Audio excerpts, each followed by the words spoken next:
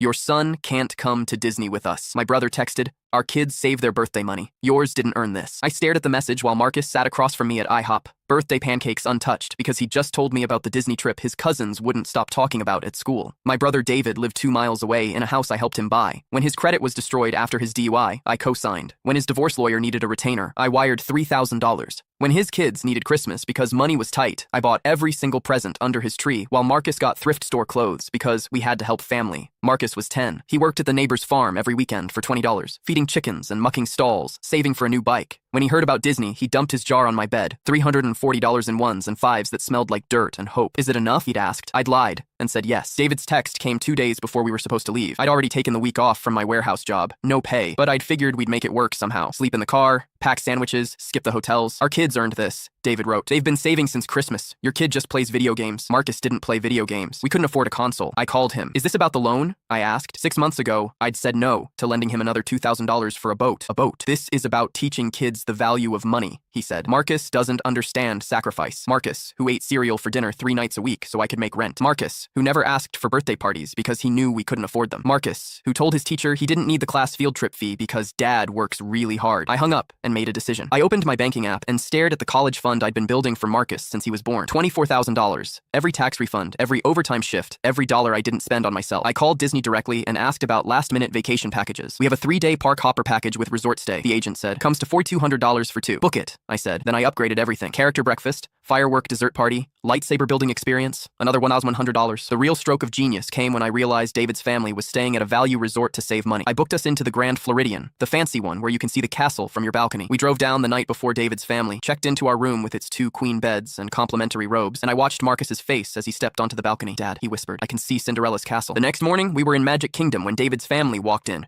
I saw them before they saw us, his kids already whining, David's wife clutching her phone like a weapon, my parents trailing behind looking exhausted. I pulled out my phone and took a photo of Marcus in front of the castle, wearing his new Mickey ears and holding a $15 turkey leg he'd already decided was the best thing he'd ever eaten. I sent it to the family group chat. Day 1, park hopper passes are amazing. 3 dots appeared immediately. David called. I declined it. He texted, where are you staying? Me, Grand Floridian. The concierge got us reservations at Be Our Guest for dinner. Marcus loved the gray stuff. My phone started blowing up. My mom, that's too expensive. David, you're being irresponsible. His wife, we're all staying at All-Star Sports to be responsible. How dare you flaunt wealth? I typed one message back. I'm spending my son's college fund on memories. Because apparently, that's the only investment that matters to this family. Then, I blocked them all for 3 days. Marcus didn't know about any of it. He just knew his dad had surprised him with the best week of his life. We rode every ride twice. Ate every snack, stayed until the park closed every night. On the drive home, he fell asleep holding his lightsaber, and I realized I didn't regret a single dollar. The college fund could be rebuilt, but the look on his face when he stepped onto that balcony, priceless.